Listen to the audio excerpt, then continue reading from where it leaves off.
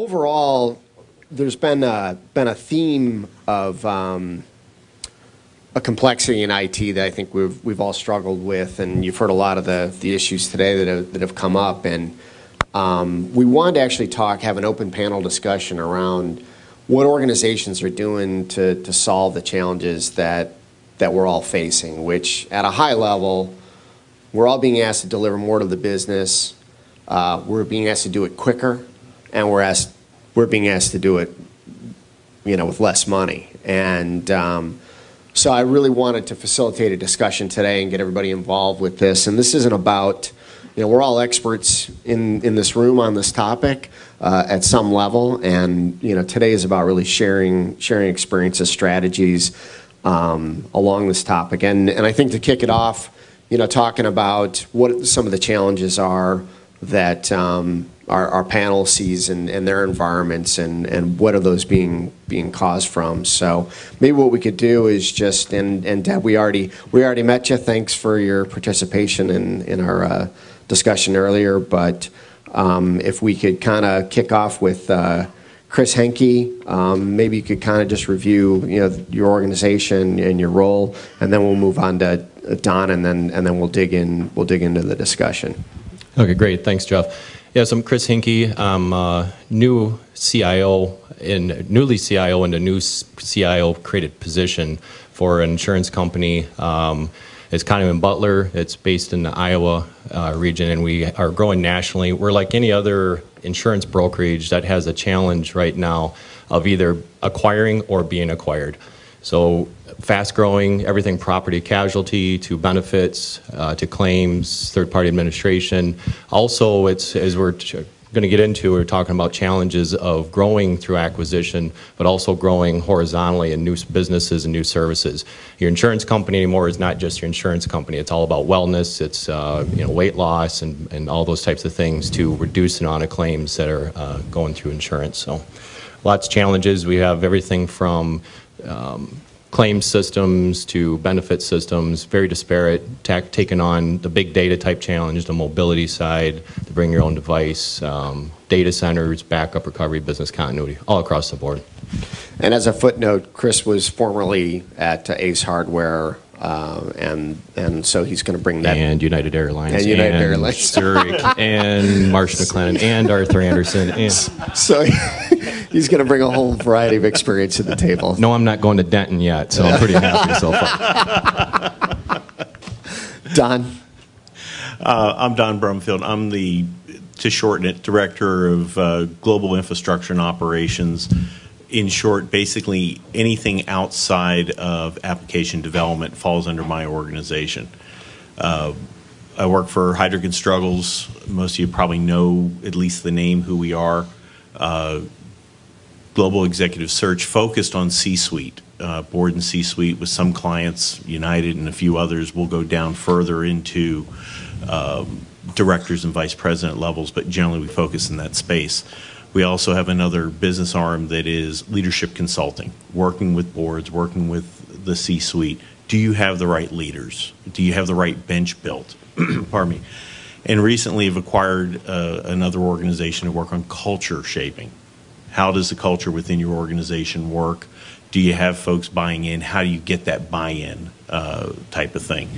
A lot of the challenges we've got that I face on a day-to-day basis is the changing of our workforce, where traditionally it's been a lot of relationship. Who do I know? What is on my Rolodex?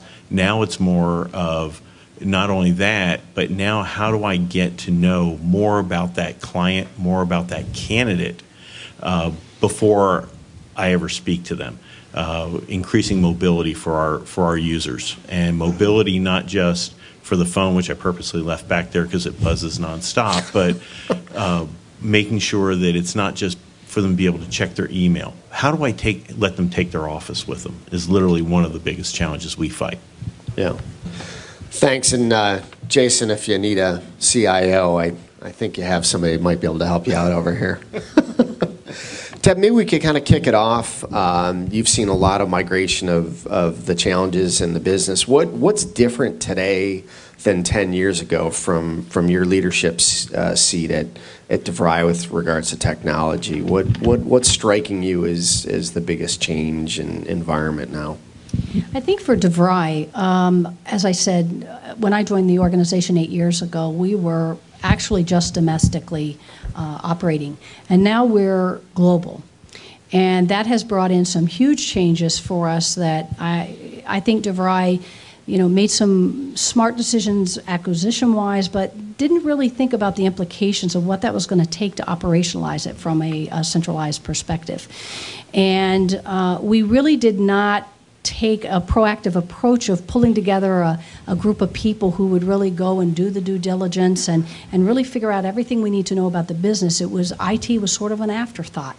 By the way, here comes the organization, make sure that all somehow works behind the scenes. And I think that's one of the things we've seen as the biggest challenge. And going global, we also have to worry now about students for us who don't speak English. And we haven't really thought about that. How are we going to carry those systems forward, and how are we going to communicate with them, and then also tying in the back-end systems as well. So it's really going domestic to global for us, and not really thinking about how we're going to do it. Yeah, without just reacting to it. And going through mergers without Absolutely. thinking, IT is just this portable modular thing that you unplug and plug in somewhere else. Absolutely. We've spent tons of money. You must have systems you can connect to each other. That's the thought. We'll just move the thing over. It should Absolutely. be easy. How many people? I'm just curious. How many folks in the room have gone through or are going through a merger or something like that? Okay, about a third. Yeah, it seems. I would say the majority of our clients' pain is starting with some sort of merger migration and the expectation that this is all plug and play and movable. So I'm curious, Chris, from your perspective, let's talk about the speed to execution that you're being asked to do things, part of the strategy, and not just talk about your experience in general. How has that changed? Sure, and being a new CIO, so the minute I walk in the door, there's that laundry list they're waiting. So it was already laid out for me. What's the 30-day quick wins? What's the 90-day tactical strategy? And what's the 1-year long-term strategy? And those being laid out, and then meeting with the business, and then retransforming that. It's not that there's a lot of pressure. It's just there is a lot of demand. We're a 125-year-old company. We're trying to catch up as we're making these mergers and acquisitions. Despite all the things that are laid out, I've got the board, the chairman of the board and the president of the company come to me and say, Chris, we've got a lot of things going on with these mergers and acquisitions, and we need to figure out how to make people more productive, and how do we collaborate and interact with these folks on a virtual basis. As companies are growing, not only nationally, but to Deb's point, on a global scale, how do I know that they're in their seat working all the time? How do I ensure that they're engaged and doing their job? Especially a company our size of 500 people, and these acquisitions are anywhere from 5 user offices to 50 user offices. And with that, it doesn't come a whole lot of management to be able to guide and direct them. We've had bad experiences where we've bought, that 5 user office, and we don't know what they're doing. They're out and they're playing golf and spending the money. They don't have the accountability that's in front of them.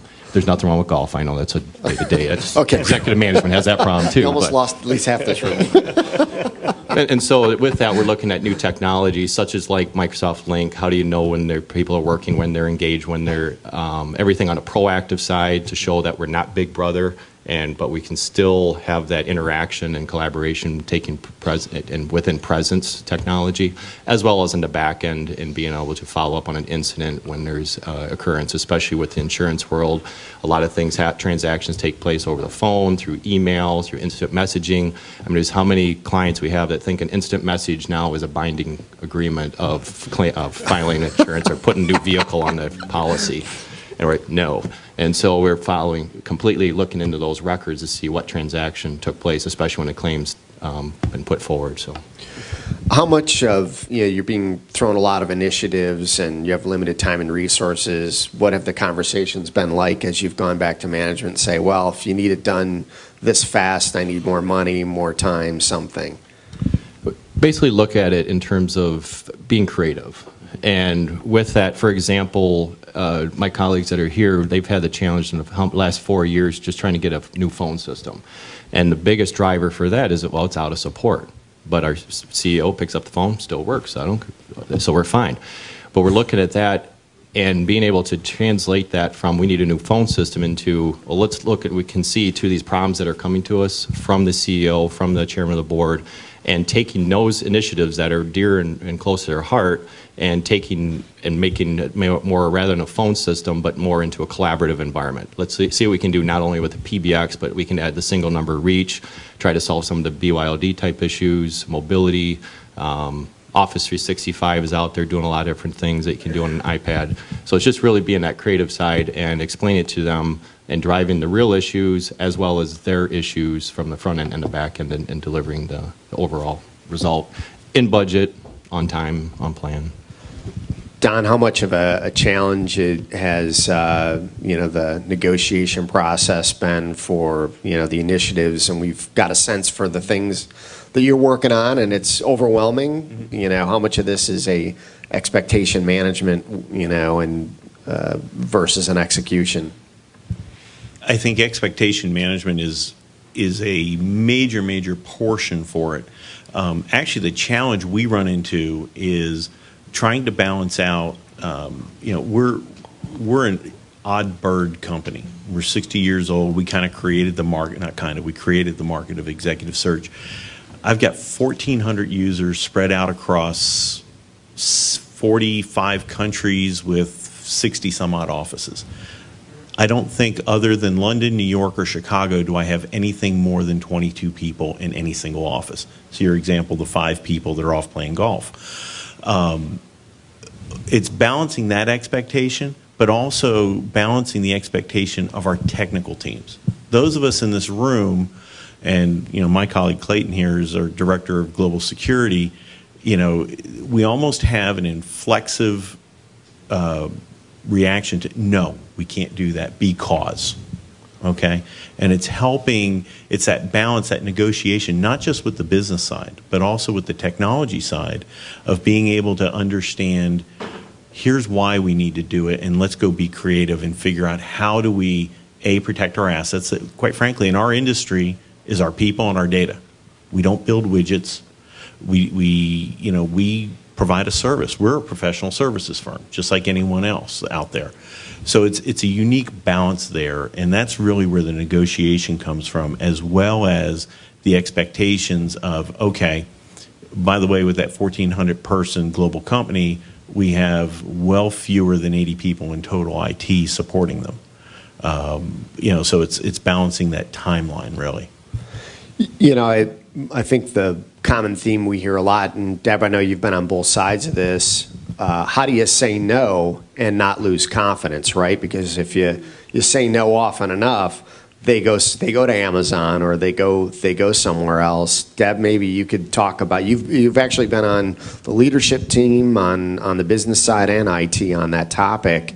What are your words of wisdom around that? I mean, well, I think it goes back to exactly what Don and Chris both said, which is how do we be creative and not say no, but find a way to do it that's cost effective and one that will deliver some value. I know for us, we have implemented O365, we've implemented Link, so we have created that collaborative environment, and for over 15,000 members of staff that we have, it's worked really well, and we've been able to pull everybody together. But it really is about being honest with the business and telling them there are some things we just can't do, maybe in the time frame they want it, but there are ways to do it, maybe not in the way they want, but by combining it with something else. And it's that constant communication with the business and helping them understand the process you're going through to get there. They're more appreciative of that than just, we can't do it. And, are you finding that they're more willing to talk to you about that, whereas in the past, I think it was this separation, just get it done and don't talk to me, and Absolutely. what's changed there? Enough knows, and they're like, well, let's sit down and talk about it, or what? Why has that changed? Again, it goes back to partnership. You have to partner with your business partners. You can't, it's no longer they throw it over the fence here, IT, come up with a solution for us. That you sit down with them, you discuss it, and you come up with a solution together. And sometimes it's not even a technology. Sometimes it's a process. It ends up being nothing more than a process, a difference in process. Sometimes technology complicates matters. But again, it's about the partnership between those two, and a lot of people, I think, on the business now are realizing that IT people really have some good ideas other than just going out and buying a technology. And I think that's key. Yeah. Yeah, and if I can add to Deb's please. point about a process, there's a lot of things. I mean, the part of the process, especially coming on board, is sitting down with the senior vice presidents and understanding what are their current initiatives that are going on, what are their challenges, and then driving that into your overall strategy and your roadmap. And one of those processes, and you don't have to go out and buy a new technology where there's some of those things that they're asking for, they don't realize it's right in front of them. Right. Example, Salesforce. We have Salesforce. It works great for when it works, but if you don't understand it and don't have the data, and if you don't have all your business units in alignment, then it's very ineffective and it's out of whack. And so we're just now basically putting together an effectiveness study and making sure we have the right platform, and then go out and train and retrain all the business units so that they're using the same terminology and lexicons and all the, so they get more effective, because that's then driving their big issue is then that big data and predictive analytics and being able to figure out how they can get the right numbers out of this from an enterprise perspective, not just a business unit. So, Don, I know you guys have implemented a lot of leading edge technologies, and one of the common themes that we all run into, and we're in that business, a lot of what we do is transformative technologies that everybody's too scared to touch, and there's a certain methodology around those that protect you from going off the deep end. You've been through a lot of projects. It's a given that failure is actually part of this industry. I think we all used to view this as, a failed project, I've done a poor job. Actually, it needs to be built into the equation, and you and I had a brief conversation around that recently. How do you protect yourself from losing credibility to management when these projects don't go well? I think it goes back either to up front or after. Well, and I think it has to start up front. And part of it is changing the paradigm how we engage with field users. And I purposely try to stay away from differentiating IT from business. I've always referred to myself, and I've had a little bit of a weird career where I've been the midnight operator, pulling cable sometimes, to running a nearshore outsourcing firm. All right, and I look at it and I classify myself as a person within the business who happens to focus on IT, just like there are accountants, just like there are lawyers. So it's how you engage. It's changing that model so it's not something getting tossed over the transom to you.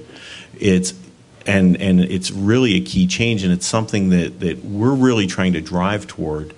In fact, it was ironic that we were just having a conversation the other day with our CIO about that, for IT to take leads in business discussions. Why don't we try this? And to your point on the failure, or the failure fast, let's try it, is the concept of doing proof of concepts, doing them small, getting folks from the field involved and letting them know this isn't a guaranteed win. We're going to try this, and if it doesn't work, we're going to throw it away, and we're going to try again. But the key is understanding what the business need is first, and it's not just the latest cool technology. Yeah, you were talking a little bit about, and I think you hit that point well, that if you can convince folks that, look, let's not commit to this until we know it's going to work, and that's going to take in small investment that we're going to throw away. Right. But that's the process that's going to lead to the right thing. And we certainly went through that with you, even in developing that GPU project. Deb, we threw away a lot of technology, but we didn't invest that much into it. Right. How hard is it to convince everybody to get a seat at the table and say, look, there are no experts? Because all we hear is cloud providers can do this and that, and everybody's got the whole thing solved. Mm-hmm. Do you hear that when you sit down with them and say, well, these guys can do this already? How much Right. of that is part of that topic? And it's very challenging in that space because the day of the AWS being able to swipe your corporate card and I've got a new environment, okay? We have a major system that uses a AWS storage environment that, guess how it got there? It was someone did that and it's been incorporated. And now keep it up. Exactly. and yeah, I forget who it was that actually got AWS on the phone. I'd like to talk to you. The key there is the consumerization of IT is really driven it because yes, it used to be the white lab coats, and things like that, the guys that you slid the pizza boxes to under the door. Now everyone's an IT expert. Right. And it gets even more challenging in our space because one of our major practices is global technology. We place probably 40% of the CIOs in the world. You think I've got some partners that think they know about IT? So that becomes a challenge. But that's where it's engaging them, bringing them into the conversation and helping them realize that they're part of building that solution so that when where it doesn't really reach that critical mass towards what you're looking for, everyone agrees at the table, you know what, this doesn't make sense. Let's get rid of it. And that's part of, we've already been talking to you guys about coming in and looking at things around global file sharing, making sure we can secure things. Because again, like I said, it's people and data. I don't want client lists. I don't want people's CVs walking away on USB sticks and things like that. But I need to make sure that that person in Auckland, New Zealand, who's partnering with the person in Moscow on a CFO search for an oil company, it can happen like that. Chris, how much, you've worked for different organizations that have different perspectives on IT. What strategies have worked to get, sometimes it's tough to get a seat at the table to have these discussions, right? I mean, I think the world has changed.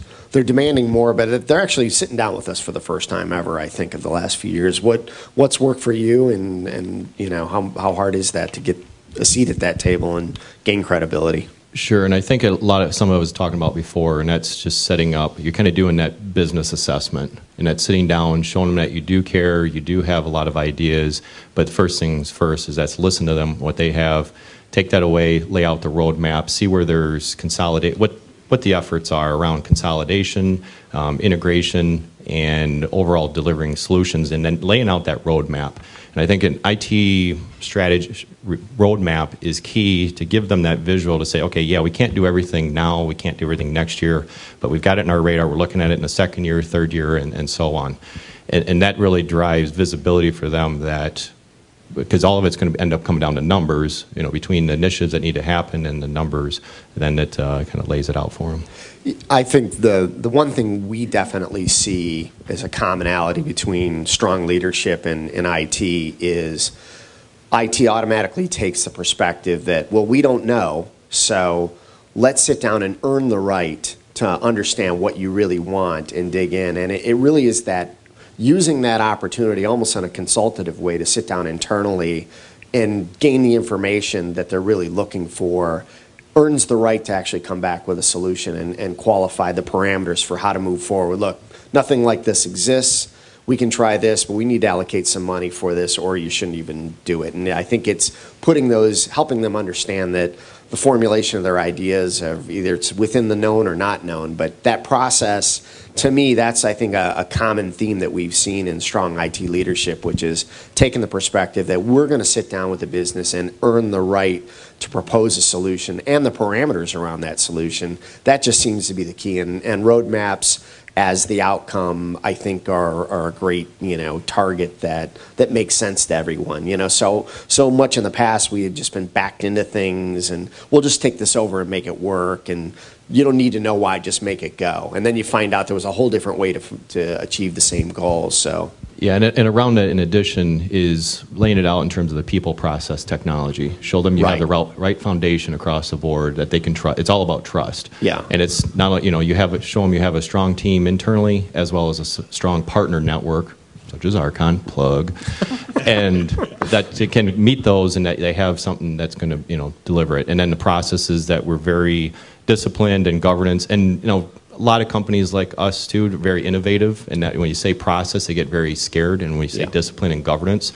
But in the same sense, you want to show that there's repeatable processes, and that saves money. If you're firing from all left and right. I'm coming into this company, we have a business unit that does the wellness, and we're actually developing applications for the consumer market, for mobile apps and everything. We're all over the place. I mean, there's no release management, we just can't keep up. So coming in and setting some of those tones that let's do this on a quarterly basis. Let's make sure we're project managing it appropriately. Let's make sure we've got time and the budget and everything that's set out. And then, of course, the technology, which we've been talking quite a bit about. So it's just that people process technology shows the right foundation. Chris, maybe you can keep the mic and talk about incorporating new technologies, right? This has been a major issue because our user base is changing. What we have to do for them is changing. The speed to do it has to change, all while we're being asked to reduce costs, right? There's this strange formula emerging that almost seems impossible. But it's driving change always. When you approach these projects, how are you going about it to where you're hitting the mark? So, you're being asked what the operational budget is, and you don't even understand the technology. How do you manage that conversation, or even estimate that, and how do you even figure out what to aim it at? I know when we've implemented IDS systems in the late 90s, which barely could be called IDS systems, and we had a client ask us to we want to be secure, and we get to the end of the project, we put this in, they're like, well, it was way too much. And we find out that they really didn't want to be secure, they just wanted to look secure, and another client just wants to be compliant.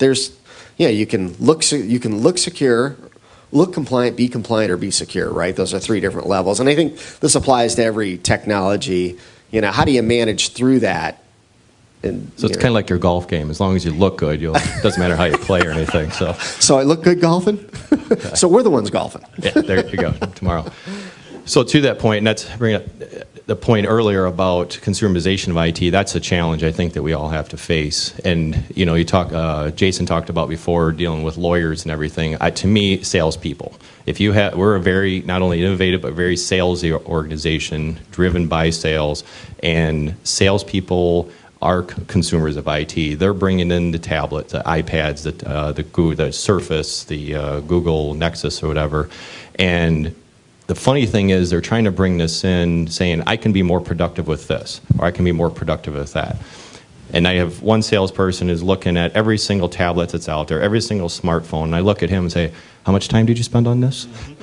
And so I think with that consumerization of IT, and users have more technology in their hands at home a lot of times than they do in the office. So bringing that in and trying to translate what we can do and what we can't do as an organization is a challenge. So the way we've looked at that is we're putting together task force. So yeah, I talked before, met with all the senior leaders of the organization, but also engage at another level down a few or as low as you can go, and bring these folks in who are the ones that are stepping up and say, I want this tablet, or I want that, or here's a better solution, or I can now talk to my watch or something, and create a task force. And we did a mobile innovations task force. Got key players within each of the business units that are playing with these technologies into a room for 2 hours. We pretty much just hash it out. And so it's either going to be one side of the spectrum or the other, where we're going to end up with a BYOD type program, or we're going to have a standard-based laptop, tablet type solution. So it's again engaging on all levels. Yeah. So I'd like to spend a little time on talking about staffing, turnover, these kind of things. I think the other commonality we see in all of our clients are, right now, things were stable for a while, but over the last 2 or 3 years, we just see tremendous movement in all of our customers. I mean, we're seeing changeovers of entire staff, and often it's in the middle of a merger, and there's probably a dozen clients sitting in the audience right now that are thinking, oh, he's talking about me, and no, I'm not. We just see this everywhere. We worked with all your organizations, and we've had those challenges together. Can we talk a little bit about what's driving that, and what can we do about it? Deb, maybe can you kick that off? What do What do you think is driving the so much movement in the industry right now, staffing? Why are people leaving? You know, I don't know. That's it. I don't know, but there is a lot of movement. Yeah. There's a ton of movement. And we're not unscathed by it at all. We've certainly had some challenges within the private education market. Fortunately for DeVry, we did not participate in some of the unethical practices that were going on, but it did impact our industry. Right. And I think the bottom line is everybody has scaled back and doing more with doing less. Some IT people cannot fathom that. They just can't see it because technology is expensive. Yeah. So they can't figure out how it's going to happen. But I also think it takes, from a CIO perspective, I sat in that seat for 15 years, got to have a clear vision, and you got to have good leadership. Right. And even in tough times, as long as the vision's clear and as long as you engage your business partners, hold them accountable, that's what we've done at DeVry. It's not IT's fault if something doesn't go well. It's the partnership between the business and IT. And, you know, some things just don't go well, and that's okay. But we have implemented a lot of metrics to help understand the value of projects and whether it's really worth doing. We're sitting right now on 431 projects. We have 600 IT people. I don't know if you calculate that. I don't know how that's going to work. But so what we do is we take a chunk at a time and we say, what's the value back to the business? And when we go and we do our calculations and we look at our metrics, it's just not there. So we start ticking them off one at a time. And I think sometimes... And gaining businesses buy-in. It is, yeah, and I think okay, for some people it's just necessary. overwhelming, and they don't know how to handle it. So I think it starts with leadership. Yeah. And I think we're lacking in some of that. So. Don, what have you guys experienced on that, and what do you think is the driver behind that? At the risk of being the contrarian, Heidrick is an odd animal. I walked in there December of last year and walked out of a couple organizations where there was a fair amount of turnover. Insurance companies, highly regulated, folks get burned out, they move on. The average tenure of my staff is about 8 years. That's true, actually. I was floored, yeah. you know, and as you know, we just recently lost Rodney. Right. Besides that, though. To one of the sponsors, but that's okay. Right. You know, it's actually worked well for us a couple times, but I think you inside information you didn't have. But I think the challenge, I think the benefit for Heidrick has been, it was a stable organization, but that's also now starting to play, and that's one of my concerns walking in the door, is because the technology has been so staid. You know, nothing's really changed. In fact, our CIO has been there 4 years. He walked into an organization where there was still Windows 95 running on desktops. Wow. So they went through this massive technology refresh, both on the server end as well as the endpoints. And now I get the opportunity to go figure out what to go forward. So I think that's part of what helps with retention for us now is the, oh, wow, this is kind of cool. I get to think about something else other than break, fix, and keep it running. So I think that's the challenge, is making sure that there's always something in your pipeline, on your roadmap, that's not just, oh, we're refreshing from version 4 to version 4.2. It's what's the next thing that's either going to help transform the business, or sometimes it is the cool new technology.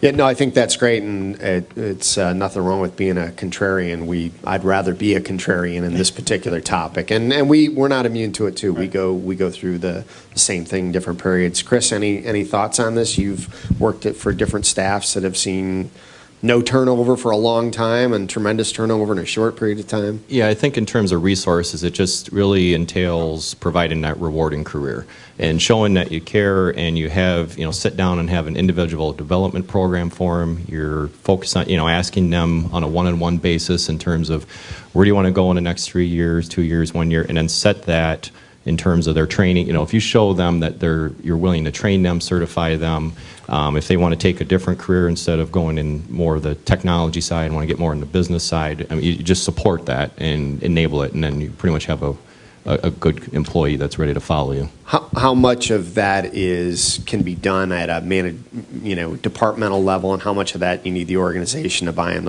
into that conceptually?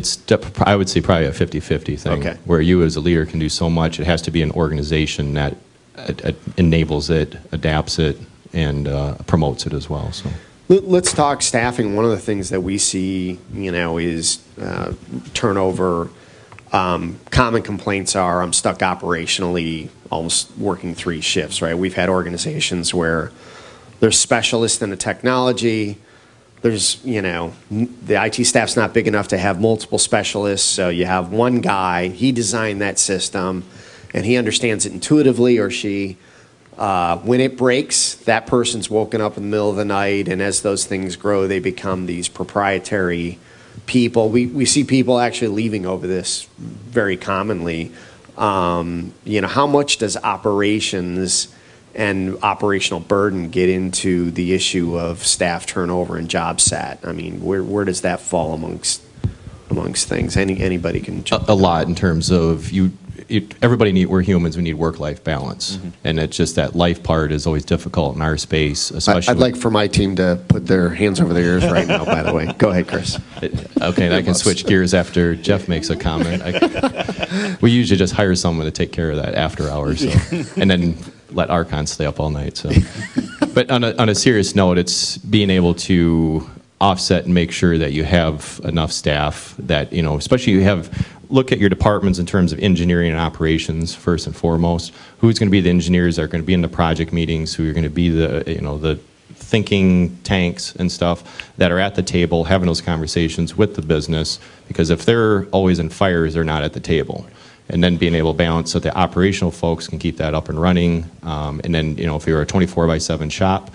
Luckily, it's nice not being in retail, or especially, no offense, my United friends, in an airline where you got life safety and everything. We're insurance, we're pretty much an 8 to 5 type business. Granted, we'll have ones and twosies after hours. It's a much more different pace on the weekends because they're out playing golf, so they can't do it during business hours anymore. But it's just being able to provide that balance and leveraging a partner where you figure out where your strong suit is, what you can do on a normal business hours, and then use a partner that has that 24/7 staff, because they're not only supporting you, they're supporting other companies too, and they can provide a cost-effective service model around that. I think there's another piece of that, and I think you hit it really on the head, is the breakout of engineering versus ops.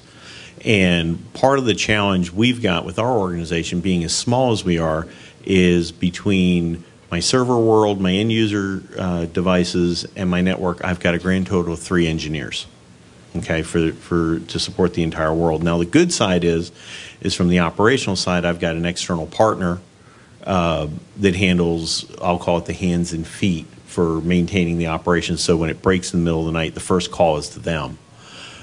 But it tends to very quickly come back into the engineering team. Part of the challenge there is, and what I found when you have these, my weekly team meetings, and my management team's telling me, well, Ed was up, all Tuesday, Thursday, and Saturday nights, and all day Sunday working on this, and this, because HCL had a problem. Well, okay, what's our root cause? How do we create that process? Because it's not just, the operations aspect of it is part of life. But part of what we need to do from a leadership standpoint is make sure we're developing our teams, both the internal as well as the external teams, to understand if we start to see something that's repetitive, we can build a process to fix it.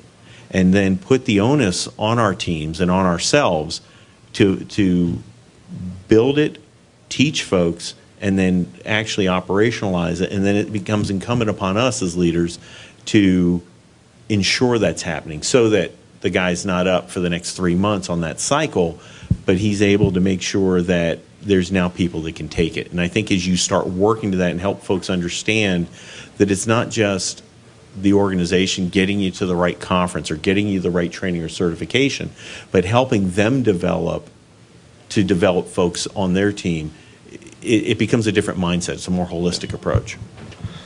Any thoughts on that? Go ahead. Yeah, and sorry to add to that too. I think it's with, and that goes back to the processes side, and the governance and the discipline. If you follow the right really, if you go back and look at why are you having problems at night or in the weekends and stuff, go back to the root cause of it and say, was it not developed right? Are we not following a change management process? And I know when we were at ACE, we worked with you guys a lot, and George and the team in terms of laying out a lot of these ITEL service management type things and following. We're only making changes between 3 and 5 a.m. on Tuesday and Thursday, and small things and that have low risk and high risk on a Friday night. You establish those windows, you know what's going on, you know when your user community is going to be not impacted. And then first in the beginning is just going through release management. The question was over flex time. Sorry, I'll just repeat them. We don't have an official flex time policy, but one of the things that I'll do, and actually when I came in the door as part of the interview process, I told my boss, I'm going to keep pushing things until you tell me to stop. And one of the things is exactly that. So if I've got someone that's pulled the all-nighter, pulled a couple of those, I'm going to tell them, go work from home.